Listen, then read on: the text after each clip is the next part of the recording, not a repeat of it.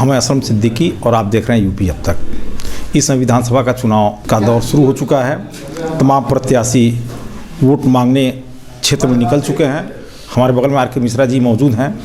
इनसे हम बात करेंगे सिसवा विधानसभा के लिए कि वो आखिर सिसवा विधानसभा से आप चुनाव लड़ने की तैयारी में हैं समाजवादी पार्टी से, तो क्या मान के चलना आपको टिकट मिल जाएगी?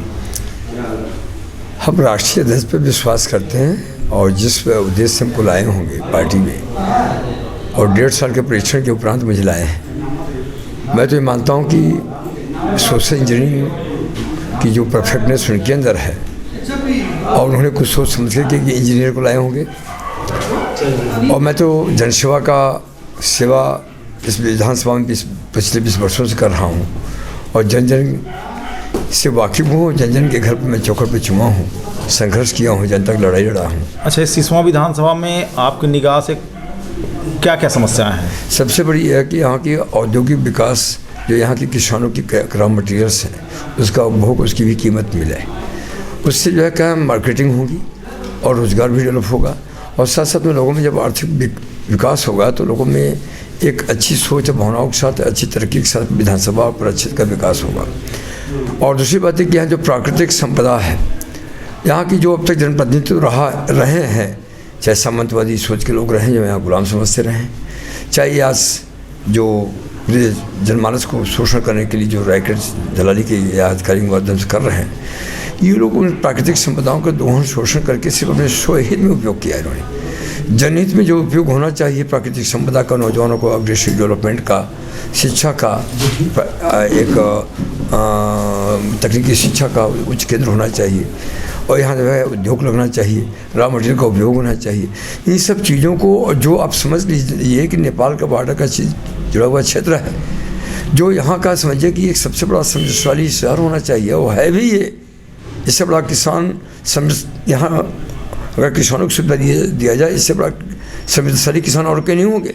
पश्चिम बंगाल को भी फेल कर देंगे। यहाँ उद्योग छोटी छोटी इकाइयाँ लगा करके नौजवानों को रोजगार दिया जाए, जो सोगी गरबा जैसे क्षेत्र को मुख्य नगर से जोड़ा जाए और जैसे निचलौल का डिपो है जिन्होंने समाप्त कर दिया, नेपाल की सीमा के लोग कैसे आते जाते होंगे, उसको बहाल किया जाए। रेलवे लाइन से नहीं जुड़ा हुआ, जुड़ा होना चाहिए। ये समृद्धशाली दूसरे देश की सीमा को दिखाने के लिए भी, वैसे भी लोगों को यहाँ पर आत्मनिर्भर बनाने के लिए तमाम तरह की चीज़ें आवश्यकता है। हम तो, ये मेरी जिम्मेदारी या समझिए स्टेट जो भी समझिए 5 लाख जनता का परिवार है, सिसवा मेरा घर है। हम उनके लिए अगर सदन की उस आवाज़ को बुलंद करेंगे जहाँ योजनाएं पास होती हैं, जहाँ जनहित के मुद्दे होते हैं, जहाँ नौजवानों को रोजगार स्वावलंबन का अधिकार मिलता है, हम वहाँ उसके लिए अपनी योग्यता के अनुसार वो आवाज़ उठाएंगे और वास्तव में इनको यहाँ न्याय मिलना चाहिए। जो अब तक की जो परिस्थितियाँ रही, इन्होंने विश्वास में ठगे गए। सामंतवादी सोच के लोग अपनी गुमनामी ज़मीनों को बचाने के चक्कर में जनता को गुलाम बनाना चाहते हैं। जानते हैं खंडहर जैसी स्थितियाँ विकास न हो तो उनकी स्टेट के रूप में उनको उपाधि मिलती रहेगी। जनता पढ़ी लिखी होगी, लोकतंत्र में राजा और रंग बराबर होता है, वो सम्मान नहीं मिलेगा। और सबसे बड़ी बात ये रहा कि यहाँ के लोगों को जो स्वाधिकार मिलना चाहिए सरकारी तंत्र के माध्यम से, जो वो मिलता नहीं, चूँकि दबे हुए कुछ रहे भी उनके लोगों से अत्याचार से ग्रसित हैं। तो स्वाधिकार जो जनमानस की जनहित की चीज़ें हैं चौखट तक, और उनकी समृद्धशाली आर्थिक और सामाजिक विकास के लिए जो उद्योग और तमाम संसाधन जैसे डिपो है, टाउन एरिया का है, नगर का विकास है, क्षेत्र का विकास है और प्राकृतिक संपदाओं का सदुपयोग है, वो प्रॉपर वे में होगा। तो इससे बड़ा समृद्धशाली विधानसभा ये कोई और नहीं होगा। अच्छा, आप क्षेत्र में घूम रहे हैं, हाँ, जनता क्या सोच रही है?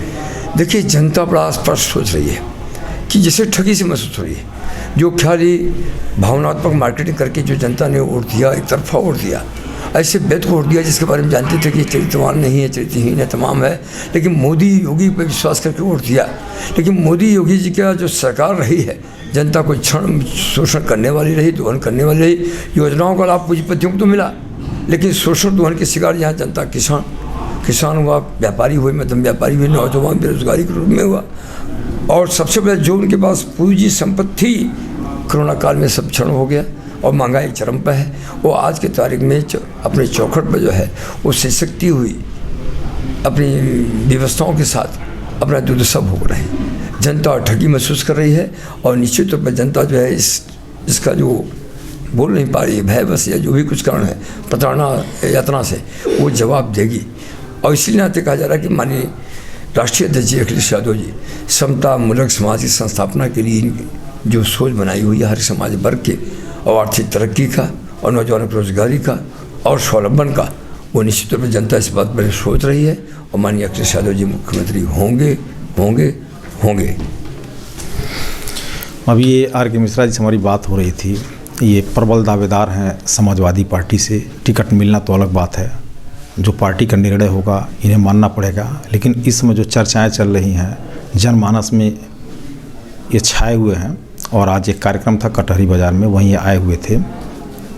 इनकी बातें आपने सुनी।